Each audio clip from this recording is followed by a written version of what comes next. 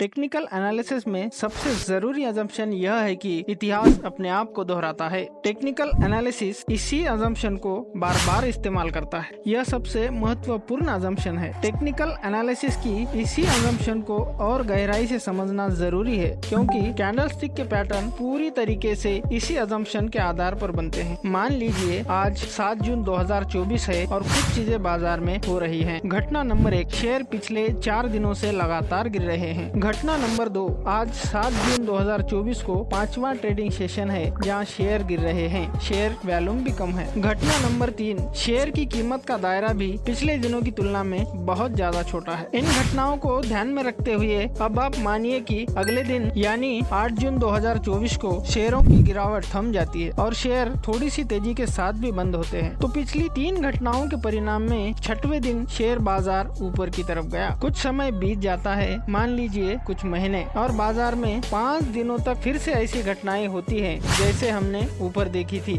अब आप 6वें दिन के लिए क्या उम्मीद लगाएंगे? हमारी अजम्पशन है कि इतिहास अपने आप को दोहराता है। यहाँ हम अपने अजम्पशन में एक और चीज जोड़ देते हैं, वो ये कि जब पिछले कुछ दिनों की घटनाएं इतिहास की किसी और समय की तरह से चल रही है, तो हम यह मान सकते हैं कि उन घटनाओं के बाद जो परिणाम दिखा था वही परिणाम फिर से दिखेगा। इसी अनुमान के आधार पर हम कहते हैं कि अब 6वें दिन शेयर ऊपर जाएंगे।